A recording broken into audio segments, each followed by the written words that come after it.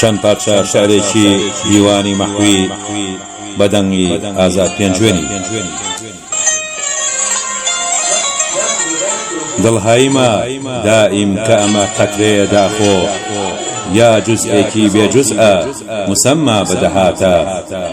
ئەمەی سیفەتی خونخۆرە وا نازک و سوورە، یاقوتی لەبە یا گوڵە یاقوتی ڕەوانە.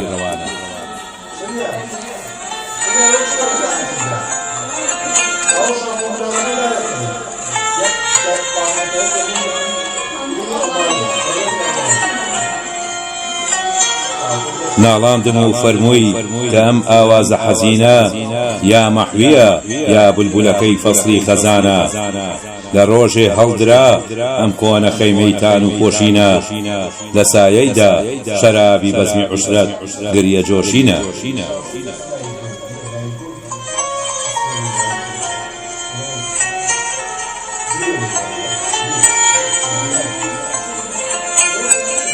دەبینی جێیەک ئەمڕۆ بەزمی عەیش و بادەنۆشینە، سبەینێ زوو زەمانە وەزعی گۆڕیوە لە نۆشینە.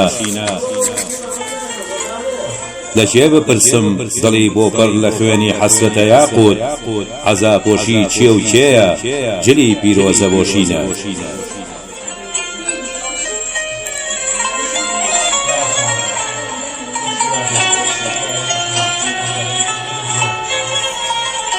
بەهارێکی کەدا خوا بێ نەیە هەی بێن و شینەکەین، فەلەک هەرشینە سەحراشینە کێ و لێوی جۆشینە.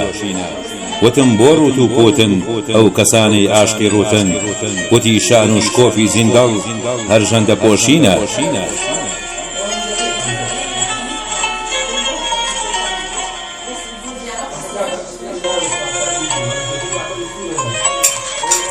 سەفای سافی جوانی ڕۆیی و درودی دەردی پیری هات، خومارێ ماوە بەس ئەم شەو لە بادەی بەزمی دۆشینە. کوڕی بێ تا سەر ئەمدای زەمانە مەمشی کەس نادا، کە سەعبە شیری شەفقەت مەحویە لەم شێرە دۆشینە.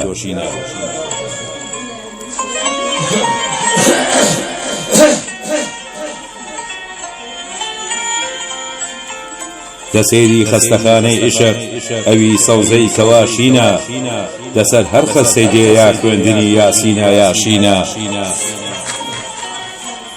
شەهیدی غەمزەیە بەعزێ سەقیمی عیشوەیە جەمعێ، دیارە سەر و نشینی ئەهلی دڵ یاشینە یاسینە.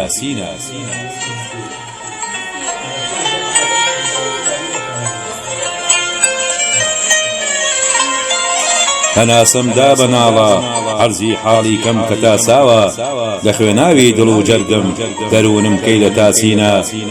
لە عالەمدا عەلامەی سوبحی حەشر ئیمشەو بەیانیدا، خودا عالەم لە چاکی ئەو بەرۆکە دەردەخاسینە.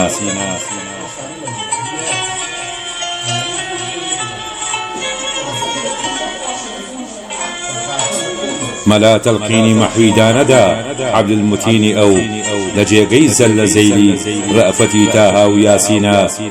غائیب لە دیدار شاوی سەرم دڵما پێتەوە، دەستم بە ئاسمانەوە چاوم بەڕێتەوە. جان سەختە یا لە دەعوەی عیشقا درۆزنە، ئەو زیندە ماوە تا لە سەفەری یاری دێتەوە.